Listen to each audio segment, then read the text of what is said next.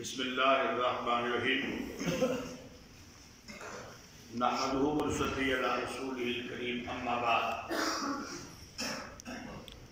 حضرت عبداللہ بن عمر رضی اللہ تعالی عنہ سے روایت ہے کہ رسول اللہ صلی اللہ علیہ وآلہ وسلم نے فرمایا کہ رات کا کھانا سامنے آ جائے اور ادھر مسجد میں جماعت کا وقت ہو جائے تو بندہ پہلے کھانا کھائے، اس کے بعد جا کر نماز ادا کرے۔ حضرت عبداللہ بن عمر رضی اللہ تعالیٰ عنہ کا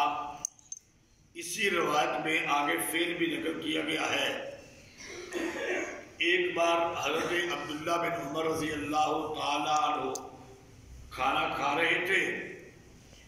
اور چونکہ گھر مسجد کے قریب تھے صحابہ کے، مسجد میں نماز ہو رہی تھی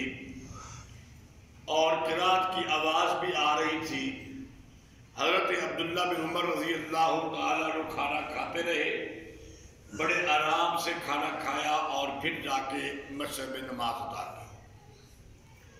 حضرت عائشہ صدیقہ رضی اللہ تعالی عنہ سے روایت ہے کہ نبی کریم صلی اللہ علیہ وآلہ وسلم نے فرمایا کہ نماز کا حکم نہیں ہے جب کھانا سامنے آ جائے یا جب بندے کو قضائے حاجت ہو۔ تیسری حدیث حضرت عبداللہ رضی اللہ تعالی عنہ سے کہ رسول اللہ صلی اللہ علیہ وآلہ وسلم نے فرمایا کہ جب بندے کو استنجا کی حاجت ہو تو وہ پہلے استنجا کرے، وضو کرے، پھر نماز ادا کرے۔ اب ان کا مفہوم سمجھ لیجئے۔ حضرت عبداللہ بن عمر کا واقعہ بھی سامنے ہے اور اس حدیث میں ہے کہ رات کا کھانا سامنے آ جائے۔ دوسری حدیث میں صرف کھانے کا ذکر ہے، دن یا رات کا ذکر نہیں ہے۔ پہلی بات تو یہ ہے کہ ایک حدیث میں رات کا لفظ اس لیے آ گیا کہ عام طور پہ جب بندہ سارے دن کا تھکا ہارا رات کو آتا ہے تو بھوک زیادہ لگی ہوتی ہے بنسبت اس کے دن کو جو بھوک لگتی ہے۔ نمبر دو بات یہ ہے کہ شارحین نے وضاحت کی ہے کہ یہ حکم اس وقت لاگو ہوگا جب بندے کو شدت کی بھوک لگی ہو اور کھانا بھی سامنے آ جائے۔ اگر شدت کی بھوک نہیں لگی ہوئی، بندے کا گزارا ہو سکتا ہے، بندہ آرام سے جماعت کے ساتھ نماز ادا کر کے آ کے کھانا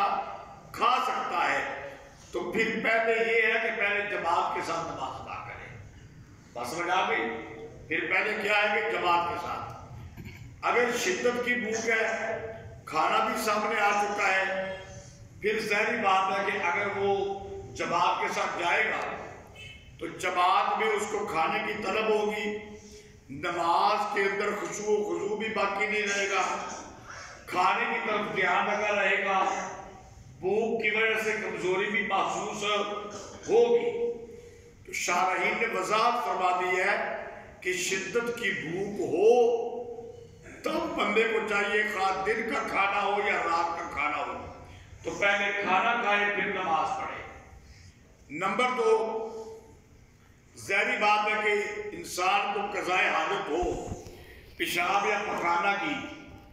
تو بندے کا بعض اوقات یہ ہوتا ہے کہ بندے نے عصر کی نماز پڑھی یا مغرب کے وقت وضو موجود ہے، وضو تو موجود ہے لیکن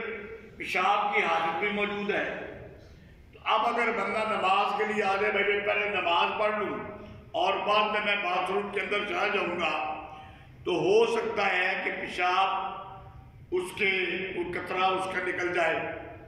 یا پیشاب کی وجہ سے اس کو پیشاب کے روکنے کی وجہ سے تکلیف محسوس ہو اور وہ تکلیف محسوس کر کے نماز پڑھے، تو یہ بات مناسب نہیں ہے۔ اس لیے اس کو چاہیے کہ پہلے بیت الخلاء جائے، استنجا کرے، اور آ کے وضو کرے،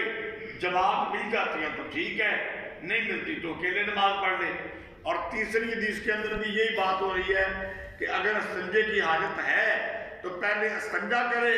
اور وضو کر کے پھر نماز کے اندر داخل ہو۔ گویا کہ ساری باتوں کا نتیجہ یہ نکلا کہ بندے کی کوئی انتہائی مجبوری ہو، جس طرح کھانے کی شدت کی بھوک ہے یا قضاء حاجت وغیرہ، تو اس مجبوری کو بھی عذر سمجھا جاتا ہے، تو پہلے وہ مجبوری پوری کر لے تاکہ نماز کے اندر اس کو اپنی مجبوری کی وجہ سے کمی نہ آئے، نماز کامل ادا کر سکے۔ تو اللہ تعالیٰ سے دعا ہے اللہ تعالیٰ ہمیں عمل کی توفیق عطا فرمائے۔